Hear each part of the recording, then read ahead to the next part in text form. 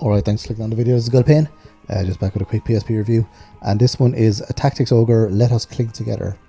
And this one, I thought this was actually a series, but upon closer research, and by research I mean Wikipedia, this is like a singular game, and it's actually been, this is like a remake of a previous game, and there's also been, since this one came out, there's been a remake of this one as well, or a remaster on the Switch. So this one was developed by Quest Corporation, and it was published by, well, it had different publishers depending on the system.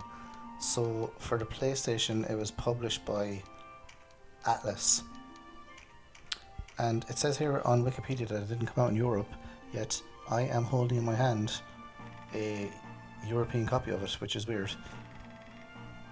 They must have just missed it then, or Wikipedia is incorrect. Oh my god, who would have thought it?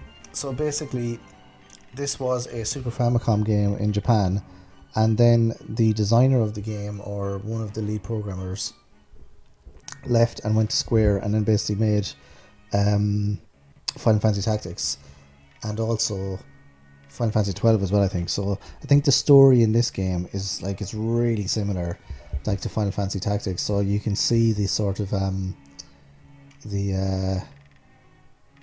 don't know, like the background to it or whatever, the precursor to Final Fantasy Tactics. I love Final Fantasy Tactics, I played for ages, and this one is so like it. I don't know what the Super Famicom version is like. I assume it's just like kind of very similar to this, obviously, with the kind of the chessboard kind of style, but also I think the obviously the graphics won't be as nice either. But yeah, so I played loads and loads of these games, and I never get sick of them for some reason. I don't know what it is.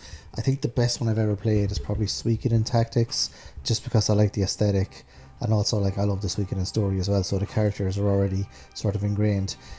This one, there's loads of characters in this one as well, and it does get a bit confusing because their portraits are kind of, I don't know, I think I always like when they colour the characters, like, you know, like one of them has red hair, one of them has blonde hair, or one of them wears blue. You know, like in, I'm just going to go back to Suikoden again, like Flick wears blue, Victor wears, you know, yellow, Gremio wears green. It's just kind of easier to differentiate the characters at the start when you kind of don't know them that well. So I wish they'd done that a bit more in this, but it's still pretty good anyway. So it's just like, I don't know, there's loads of these on PlayStation, and this one on PlayStation Portable, and this one is very good.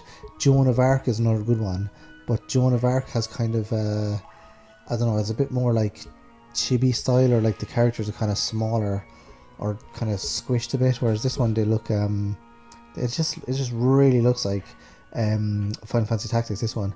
And the story as well, I thought I was playing Final Fantasy Tactics there for a while, but yeah, it's very good.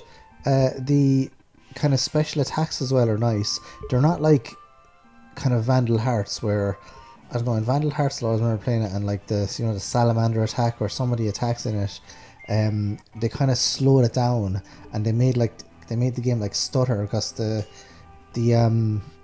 board, or whatever you call it, the kind of the level that you're on, it was kind of struggling to kind of turn, whereas this one, it seems to be a lot smoother. I expect because the PSP is a lot smoother than the PlayStation 1. But it also has the kind of the isometric view. I've said this about other games as well, I always think it's funny. It looks like the way they've done it, because the isometric view, there's a bit in the background, like whatever is behind the isometric view, you can basically see it. So it looks like the plane that you're on is just floating in the air. It looks really funny. It's really funny in some games, like Shining Force does it a little bit, and Shining Force 2, but the background is always black, so then it's not as noticeable. So when you go into a house, you just have the small inside of the house, and it's taking up like 50% of the screen, and the rest of the background is black. But in these games, you can see like white, you know, below the plane, so it kind of takes your kind of immersion out of it for a second, I think. Well, it does to me anyway. It's just something I always notice on these isometric games, how the you know, they're not using the full screen real estate. There's always a bit of the screen that's sort of not being used, or it just looks like it's like Laputa. It's like floating, you know, like land floating in the sky or something. It's kind of strange. but it doesn't have a lot of the